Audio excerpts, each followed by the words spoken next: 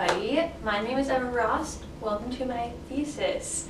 I'm a senior at Guilford College, and I came all the way down here to North Carolina from Massachusetts. I grew up the youngest of 7 children. I love mac and cheese. I love coffee. I work as a barista. And I have always been interested in environmental studies as well as writing. One of the things that college has taught me is that my interest in writing and my interest in environmental studies, they aren't necessarily different, and they can actually collaborate a lot of the times. I love interdisciplinary classes. I think it's so amazing when I get to combine my interests as well as what we're learning. It just makes me more invested in the things that I'm doing.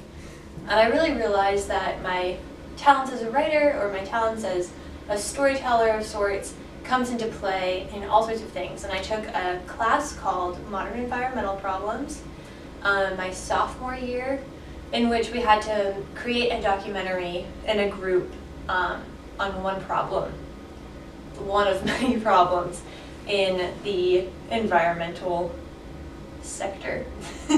And so I decided, along with my group, that we wanted to do something about a local river.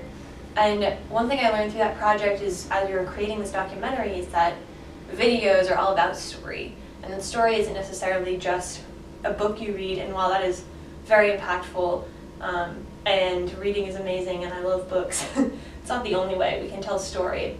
And I do think that story is something that's super important to a lot of people. Story is important to me. I grew up with my mom reading me bedtime stories and my dad telling me about his treks on the Appalachian Trail, and not only that, but I just learned, I think, throughout my whole childhood, that connecting with people is something that's so important to me. I mean, I grew up with a lot of children in our house. Even though they were all older, I always had a lot of family members that were running around, family parties, gatherings.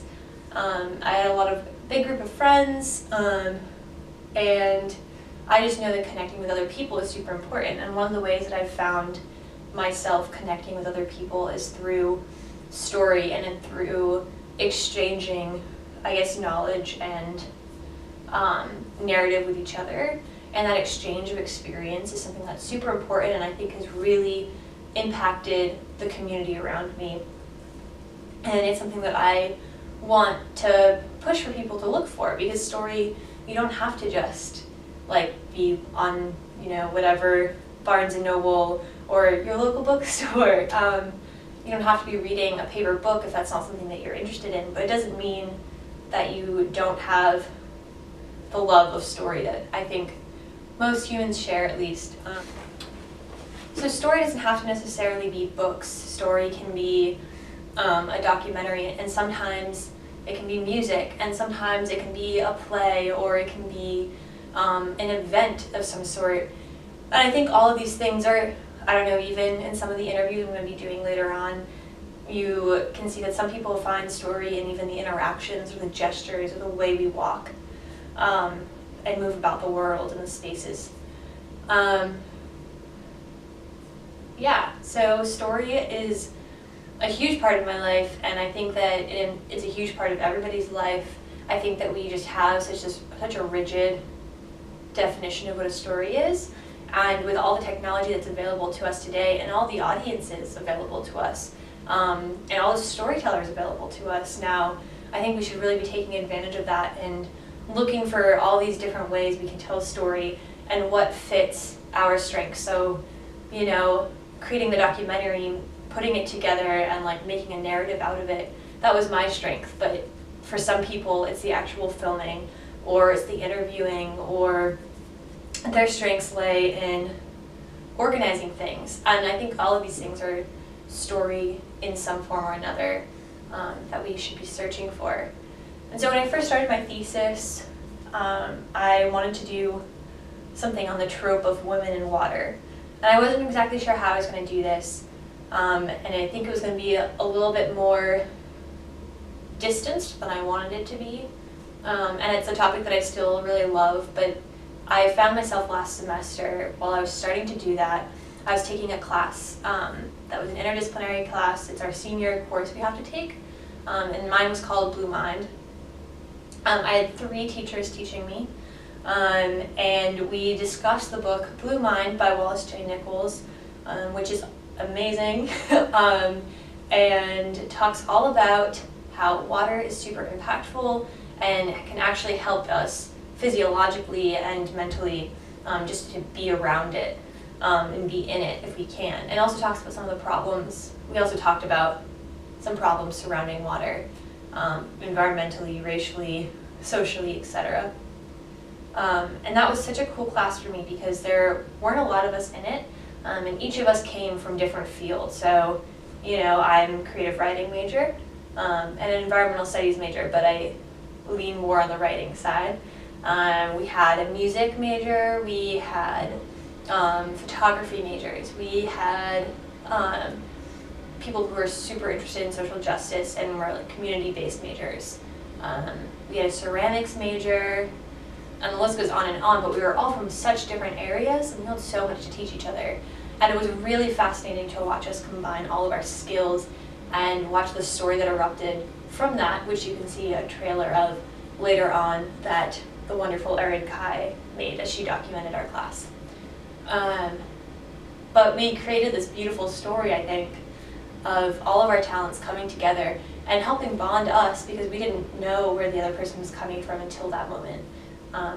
And that is something that I just wanted to continue and something that I saw in that class and I wanted to know more about. And I wanted to know if people were talking about this and how can we spread story that impacts and creates community, and how could I do that now? And I didn't have time for another independent study or anything like that, and so I quickly asked my thesis advisors if I could change. And they were graceful enough to allow me to, and hopefully it'll impact you somewhat. And so the way that I decided to go about this is I did 3 things. Number 1, I did some interviews. Number 2, I read some books. And number 3, I did some collaborations with people. Well, they really did the hefty work, I think. But yeah, so you're going to see a collection of interviews where I tried to post the audio recording if I had one. And then I also, if you don't want to listen to the whole thing, because there's probably a lot of pauses and a lot of me talking and asking questions, I pulled out a lot of the really juicy quotes and wrote little mini essays on them and on my interactions with those people. And they're people who I feel have done a great job of telling story in a non-traditional way and really taking advantage of that. And then I read a lot of books. Some of those books I ended up not writing about because they were not what I thought they might be. But the ones that I did end up writing about helped me focus in on my definition of storytelling and also problematizing some storytelling aspects and what I was trying to get about. So they helped me direct, and hopefully the little miniature creative lit reviews will help you with that, help you navigate those more technical terms, I guess.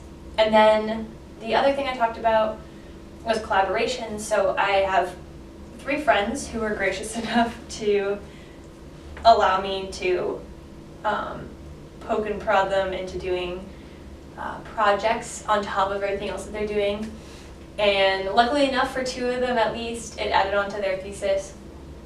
So with Christopher Perez, you're going to see some artwork that I made as we had a little hangout session, and I used his program that he has created for his thesis. And we talked about the impact of technology on storytelling.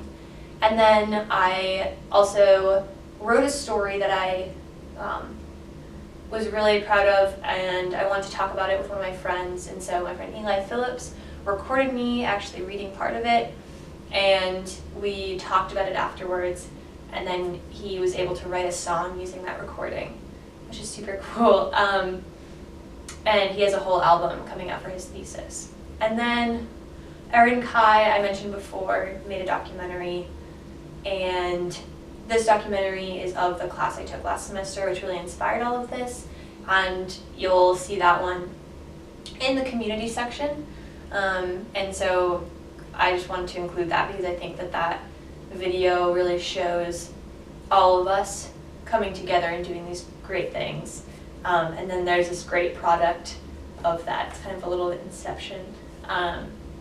But as you move about Scalar, the way that this works is it'll give you a suggestion as to where to go next. So I broke down the sections into story, collaboration, and community.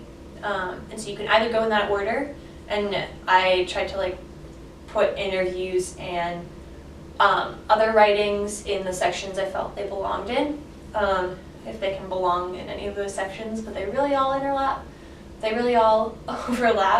And so you can look through based on tags.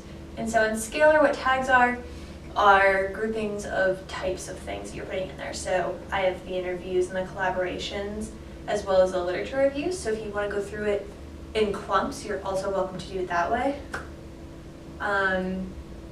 Yeah, so please feel free to choose your path, and I'll check in with you on the way.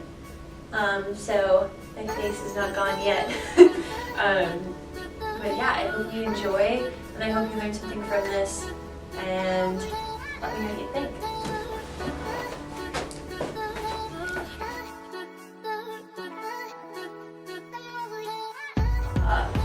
Culture. I am going on a tangent. Yes, I am.